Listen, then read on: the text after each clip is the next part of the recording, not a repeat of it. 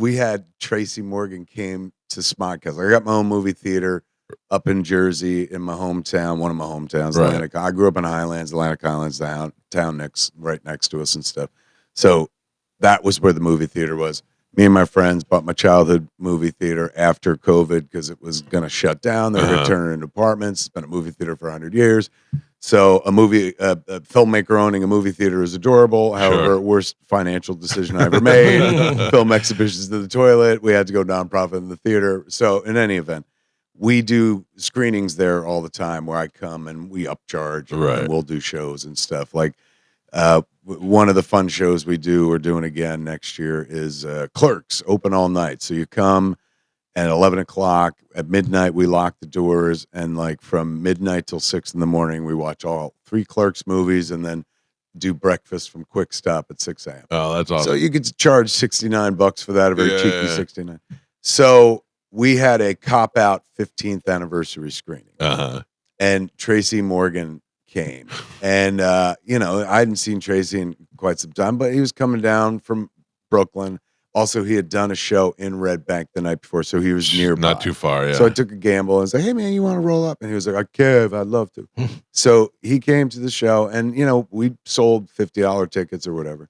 And like anybody who comes, and Jason Lee, Joey Adams, who else we had? George R.R. Martin came to the theater. Wow. Anybody who comes, if we're selling tickets, it behooves me, even though we're, now a nonprofit, it behooves me to be like, would you like your half? You're entitled to half. Right. Here's your half.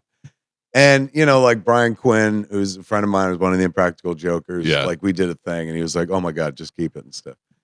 So I, at the end of the night, I said to Tracy, I was like, Trace, it means the world that you came down and did the screening. And I said, we made $8,000. So like, can I cut you're you so check for polite. $4,000? Yeah. And Tracy goes, Kev, I got Walmart money. And he literally got into a Rolls Royce and drove away. And at that point, I was like, I should have asked Tracy for money some way. Can I tell you my first experience with him, Tracy Morgan? Fire. Only doing Saturday Night Live at the time, okay? I'm on a country station.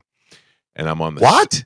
I went through a period. I was on Where? Here. I've only worked in Tampa. I guess that tracks. I forget we're in the South. So it was the time where Big and Rich and all these Kid Rock were becoming country bands. So I was playing that card, mixing Leonard Skinner in, that kind of crap. So I'm still doing my show, and they're playing 3 songs an hour in between it. So anyway, I booked Tracy Morgan on the show. He's at the Improv this weekend.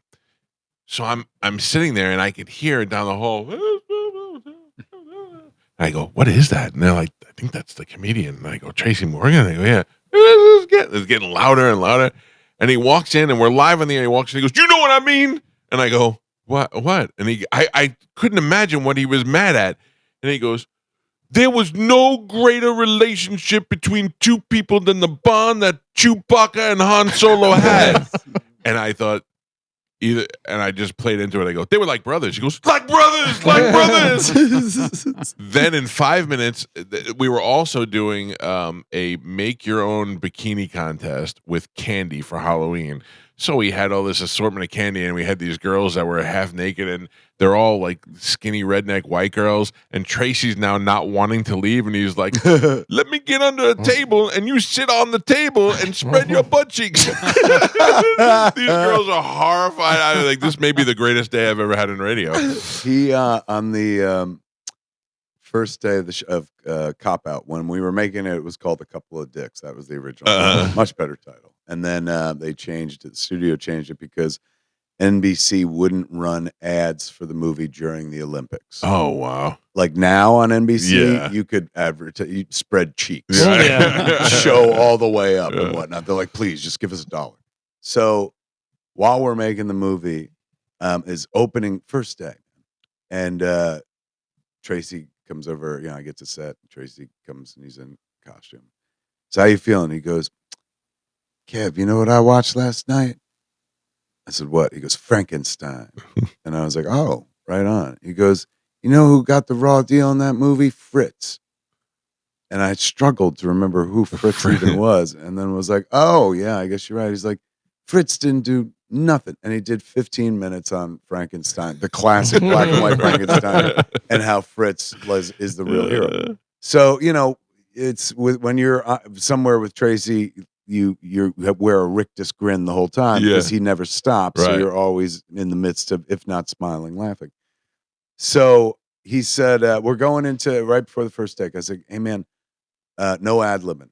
I was like, Bruce seems to be the guy who likes to stick to the script. So like first take, let's go in there and let's honor the script. The script's what got us here. Because I'd worked with Tracy on Strike Back and he loves to ad-lib. Yeah. So here I'm like, we got to stay on the page.